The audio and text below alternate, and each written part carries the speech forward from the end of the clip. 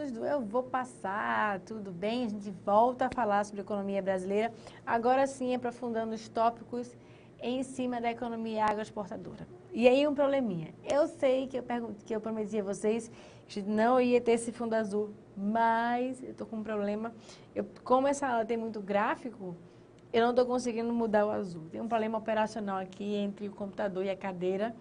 Então, prometo que é só essa aula de economia agroexportadora, que é a aula que tem mais gráfico, que a gente vai ter esse azul. Depois a gente vai falar com fundo branco. Prometo, prometo. Não pode cruzar os dedos não, né? Prometo a vocês. Economia agroexportadora. E o que é que eu preciso saber? Que é o momento que o Brasil viveu entre 1500 e 1930. Então, falar na economia Brasil agroexportador, 1500, 1930. Quais são as características desse momento? Vamos ver. É a forma de inserção da economia brasileira na economia mundial, desde a época colonial, está aqui, está de laranjinha, desde a época colonial, desde o Brasil colônia, desde 1500, passando pelo período do Império, chegando inclusive até a República Velha. Então, todo esse período político de Brasil colônia, Brasil Império, Brasil República Velha, tudo isso é economia agroexportadora. E o que acontece? A República Velha é um momento de auge, é quando a gente chega no máximo e na ruptura dessa forma de inserção da economia brasileira. E aí, cada período foi marcado por um produto que dava dinâmica à balança de pagamentos, e cada produto dava nome a um ciclo da economia brasileira. Então, tem o ciclo do açúcar, o ciclo do ouro, o ciclo do café e por aí vai. Na verdade, ciclo do açúcar, ciclo do ouro e ciclo do café são os 3 ciclos mais importantes da economia brasileira. Então, açúcar, 1530, 1650, mais ou menos. Ouro, 1680, 1750, mais ou menos. E depois café até 1930.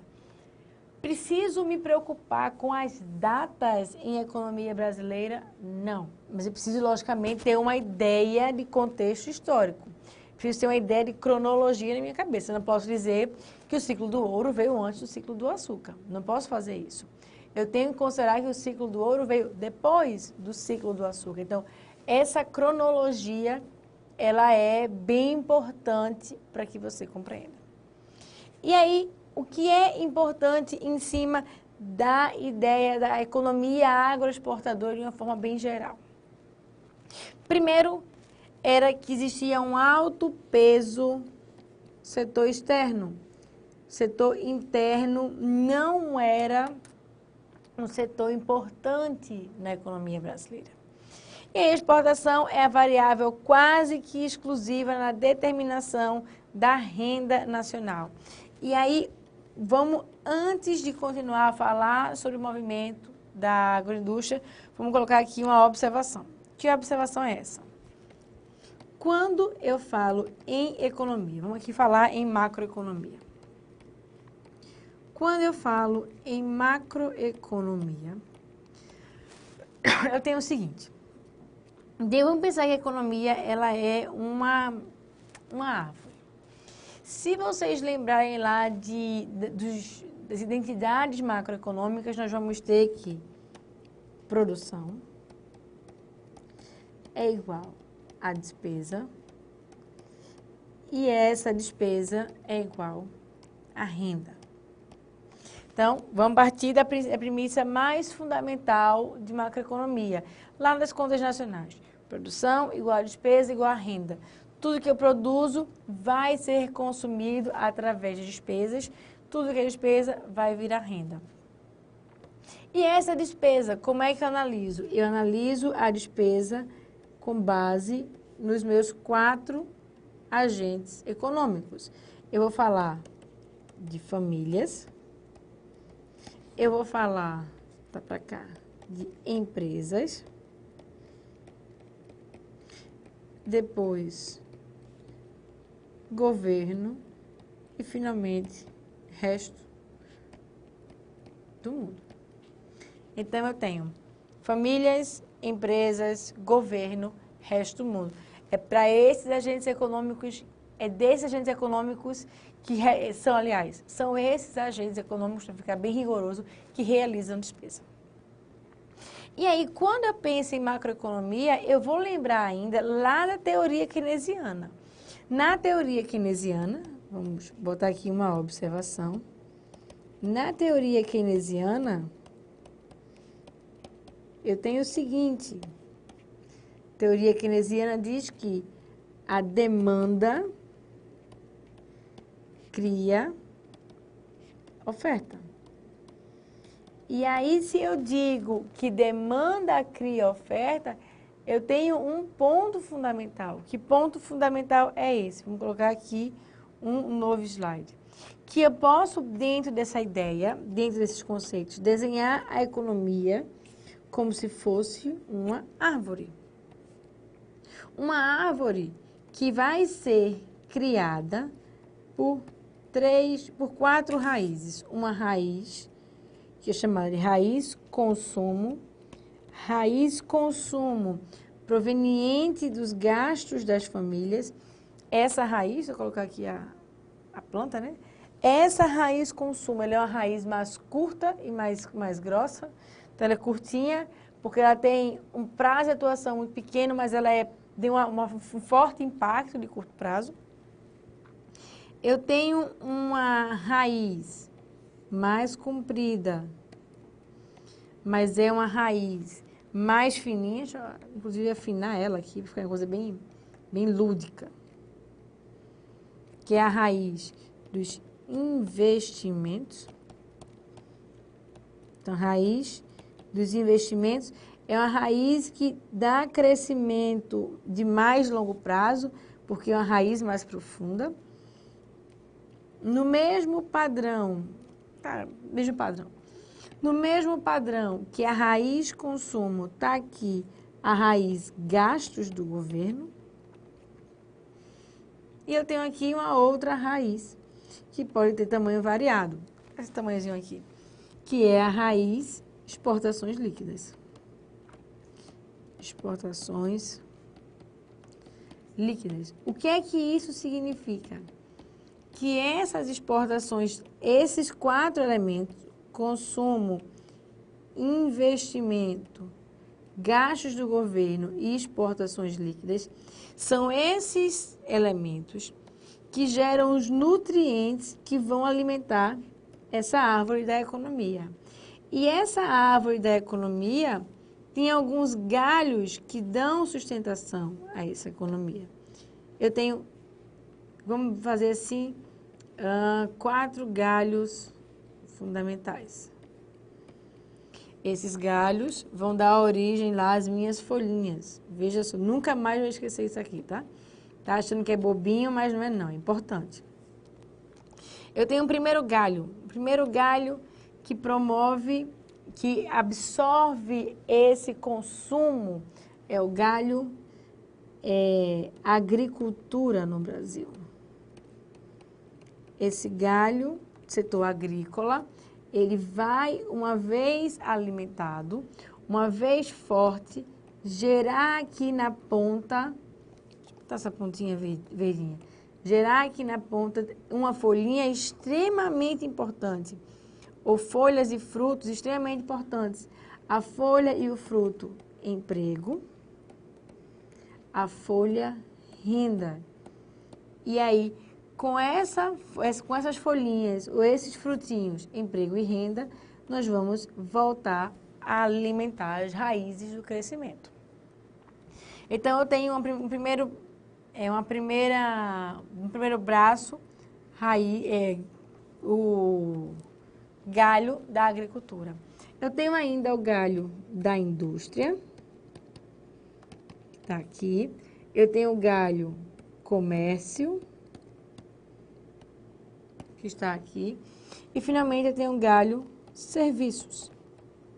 Então, e aí, o que é que esses galhos, eles fazem? Esses galhos, eles vão gerar folhas e frutos que são associados ao emprego e à renda.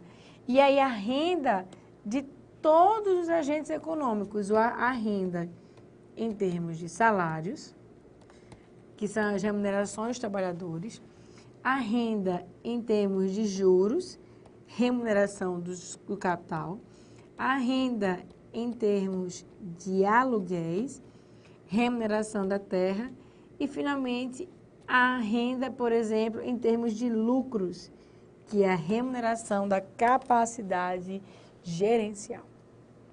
Então, para que a economia cresça, ela tem que ter alguma raiz que está alimentando esse crescimento. Ou seja, qual era a raiz do Brasil da agricultura? Para que esse galho aqui, ele pudesse gerar... Tá verde não, tá? Para não ficar estranho, né? Para que esse galho, ele pudesse gerar emprego e renda, que está aqui, ele precisava ser alimentado por um desses 4 elementos. E o elemento ou a raiz que era mais forte durante o Brasil da agricultura era a raiz de exportações líquidas. Nós fazíamos um processo de exportação muito grande, ou seja, o consumo do resto do mundo gerava a produção da agricultura, que gerava emprego e renda, que dentro da economia brasileira. Uma coisa importante a respeito da economia brasileira dentro desse período é que emprego e renda, eles eram extremamente concentrados por conta do trabalho escravo. E aí, quando eu tenho a inserção do trabalho assalariado lá no final da Lei Áurea, em 1888, lá com a instituição da Lei Áurea, em 1888, o que vai acontecer? Lei Áurea, ela surge, e aí o surgimento dela faz com que a gente tenha, deixa eu só pensar aqui, o surgimento da Lei Áurea faz com que nós tenhamos que esse emprego e essa renda não fiquem mais concentrados, e aí eles vão começar a semear, a alimentar as raízes do consumo, que é o que está aqui.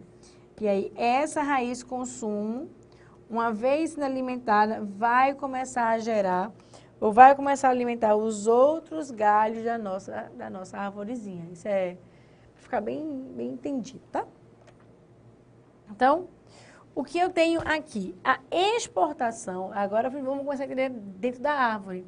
A minha exportação é uma variável quase que exclusiva na determinação da renda nacional e de seu dinamismo.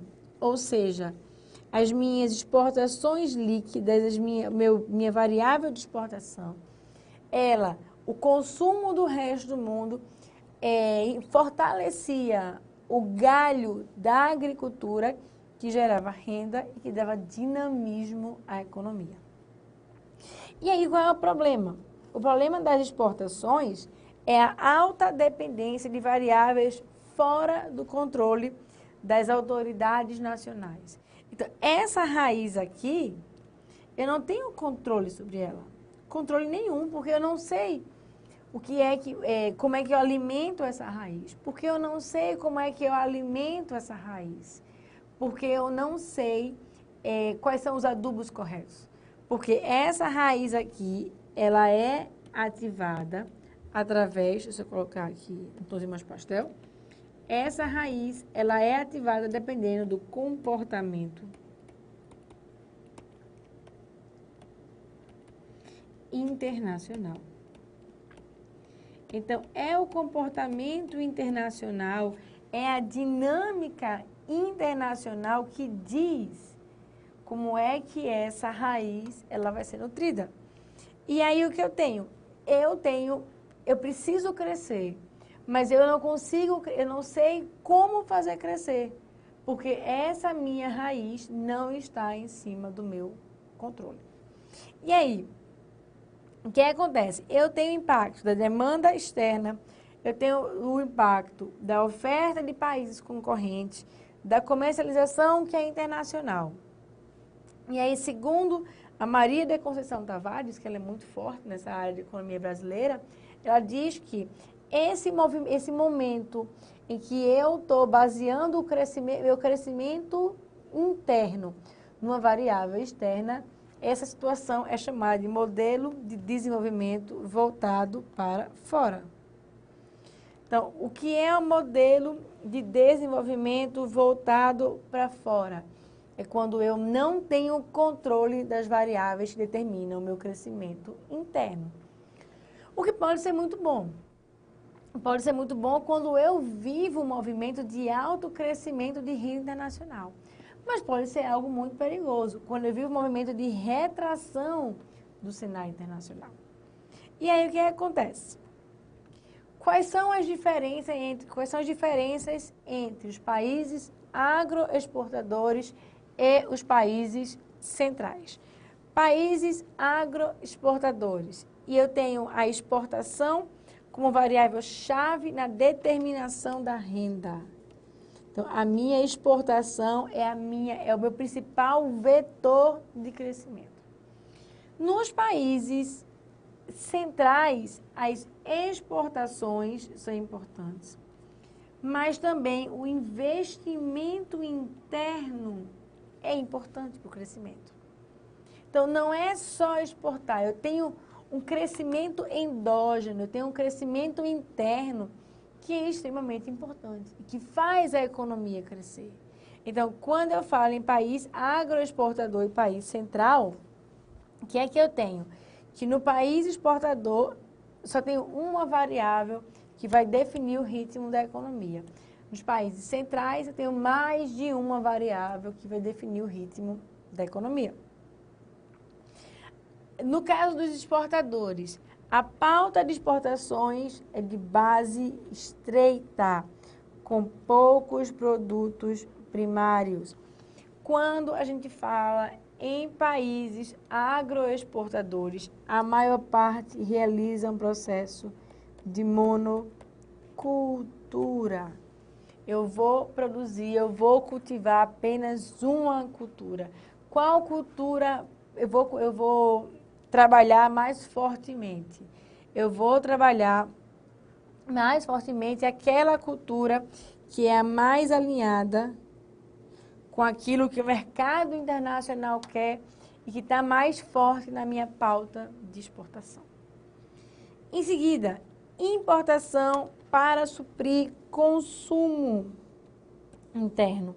Então, a minha produção, ela é baseada para poder atender as minhas exportações e todo o meu consumo interno, ou pouco consumo interno que vai existir por conta do processo de escravidão, todo esse consumo interno lá dos mais ricos, dos proprietários, vai ser suprido com a produção internacional. Então, eu vendo o produto agrícola e eu consumo os produtos industrializados.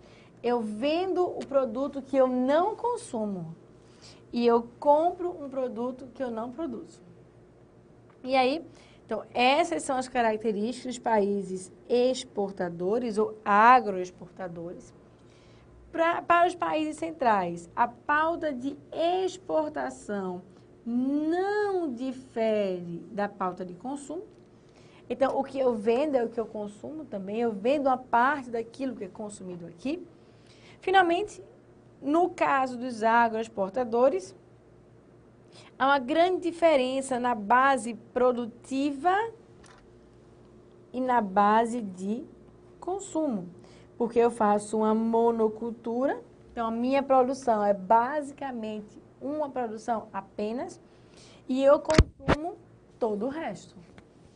E aí, no caso dos países centrais, as importações, ou as importações atendem parte do consumo, e aí engoliu aqui, há uma proximidade entre a base produtiva e a base de consumo. Há uma coisa bem próxima para o caso dos países centrais. Eu exporto alguma coisa que eu consumo também. No caso dos agroexportadores, a gente exporta uma coisa que ninguém consome, que é muito pouco consumido. Por exemplo, açúcar. açúcar é muito pouco consumido no Brasil, o resto era tudo jogado para o comércio exterior. E aí aqui um pouco da nossa pauta de exportação brasileira. Então, por conta desses gráficos aqui, que eu acho super interessante que vocês vejam, porque dá uma ideia melhor da economia brasileira, mas por conta desses gráficos, essa aula de economia agroexportadora não pôde ser no fundo branco. Mas o que acontece? Essa é a pauta de exportação brasileira 1900. E aí eu tenho uma forte e massiva presença do café. O café responde por mais de 50% do que se exporta, sendo seguido pelo açúcar, 6%, sendo seguido pela borracha, 15%, outros produtos, 7%, couro e pele, 2%, algodão, 3% e fumo, 2%. Então, essa aqui é a minha pauta de exportação, baseada em apenas um produto. E a minha pauta de importação? Vejam como ela é diversificada. E vejam como tudo que eu produzo, eu não consumo, eu não importo, então não é esse trânsito. Produtos diversos, 42%, eu tenho algodão, bebida, manufatura de ferro e aço, carvão de pedra, farinha de trigo, máquinas e ferramentas, charque, trigo em grãos, arroz, produtos químicos e farmacêuticos e por aí vai. Então, a nossa pauta, ela era bastante diversificada, principalmente aqui em 1902 e em 1903, quando eu já estou falando de um período de urbanização, quando eu já estou falando aqui, isso aqui é um período de urbanização, isso aqui é um período de trabalho livre, não tem mais trabalho escravo, e é um período que a gente já está crescendo bastante no Brasil. Então, tem um trabalho livre muito forte, o impacto do trabalho livre muito forte, uma maior dispersão nos bens de consumo. E aqui um pouco do preço, da oscilação do preço do café. Mas antes de ver o preço do café, vou colocar aqui um novo slide e vou fazer uma observação, ou algumas observações que antes de a gente entender qual era o formato da economia brasileira na época do café, é importante que nós possamos compreender o formato da economia brasileira de uma forma geral. Como é que a economia brasileira funcionava entre 1500 e 1530? E aí, para isso, eu vou começar a falar de um ciclo que foi muito importante na economia brasileira, que é o ciclo, ficou feinha a letrinha, né? Olha, não é muito bonitinha, então vamos melhorar. Ciclo do açúcar. Qual é a característica do ciclo do açúcar? Ciclo do açúcar que começa em 1530, com o surgimento lá do processo de povoamento do Brasil. Então, Portugal corre o risco de perder a economia brasileira, todo o território brasileiro. Começa em 1530 a produzir e vai fazer produção de açúcar. Só para lembrar, entre 1500 e 1530, há o processo de extração do pau-brasil. Então, aqui, entre 1500 e 1530, não existe um processo de produção no Brasil, existe um movimento de extração de pau-brasil. Mas em 1530 que começa o nosso ciclo do açúcar. E esse ciclo do açúcar, ele vai ser extremamente importante por uma razão fundamental. Apesar de nós já termos ouvido que no período do café houve uma superprodução, durante o ciclo do açúcar não houve ou não existiu. Lembra essa simbolozinho de matemática, né? Existe, não existe. Não existiu superprodução. E aí, por que é que não houve a superprodução? Apesar de nós termos sido o maior produtor de açúcar do mundo, assim como nós fomos o maior produtor de café no mundo. Qual foi a diferença entre o ciclo do açúcar e o ciclo do café, que fez com que nós gerássemos essa enorme superprodução lá no café? E a gente volta depois a ver as oscilações do café. Produção do açúcar, o ciclo do açúcar. E eu tenho uma coisa bem importante. Eu tenho o processo de produção do açúcar. E nesse processo de produção do açúcar, ele ficava na mão dos portugueses. Então, processo de produção do açúcar é um processo de produção que fica na mão dos portugueses, mas em compensação, a comercialização. A comercialização do açúcar não vai ficar na mão dos portugueses. A comercialização do açúcar vai ficar na mão do que nós chamamos hoje de holandeses. Então, lá, os holandeses. E aí, qual era a questão importante aqui? É que por conta dessa divisão, por conta dessa separação entre portugueses e holandeses, os holandeses eram muito bons em comercialização, em fazer capilarização de venda. Então, o que acontece? Na produção, os portugueses produziam muito bem aqui e os holandeses comercializavam. E por que essa parceria não deu certo? Porque a gente não viveu o ciclo do açúcar até 1900. Por uma razão simples. Os holandeses, eles queriam saber como é que fazia o processo de produção do açúcar. Eles queriam fazer com que houvesse uma verticalização da produção. Então, vejam que isso é lá 1500. O que foi que eles fizeram? Eles invadiram Olinda, então, a cidade que eu moro tem muito ranço da cultura holandesa, por conta da invasão. Então, eles invadiram a cidade de Olinda e durante vários anos ficaram na maior capitania hereditária do Brasil, que era a capitania de Pernambuco, uma capitania que produzia o maior volume de açúcar no período. O que foi que eles fizeram até idos de 1650, mais ou menos? Absorveram o nosso método de produção aqui no Brasil, aqui no Nordeste, foram lá para onde hoje é Cuba, que a gente chamava de Antilhas. Foram para as Antilhas e desenvolveram um produto num solo melhor, porque o nosso solo no Nordeste é um solo um relevo muito acidentado, então mais trabalhoso para poder cortar a cana. Então, eles desenvolveram um produto melhor, eles desenvolveram um produto que era no local mais próximo do que da Europa.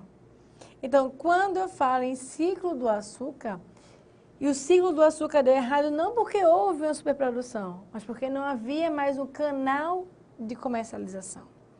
Então, com a competição entre os produtores da Holanda, lá nas Antilhas, e os produtores portugueses do Nordeste brasileiro, eu tinha dois problemas com os portugueses. O primeiro, a distância é maior do Nordeste para a Europa do que de Cuba para a Europa.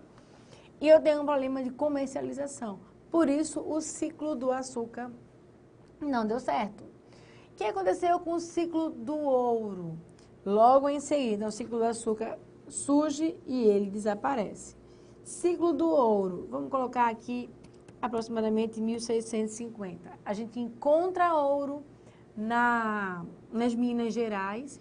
E aí, quando encontra ouro nas Minas Gerais, começa uma produção muito forte, até, digamos, aproximadamente 1730, há uma enorme produção de ouro e uma enorme redução. Esse ouro, ele não vai ficar dentro da economia brasileira, esse ouro ele vai ser direcionado para Portugal.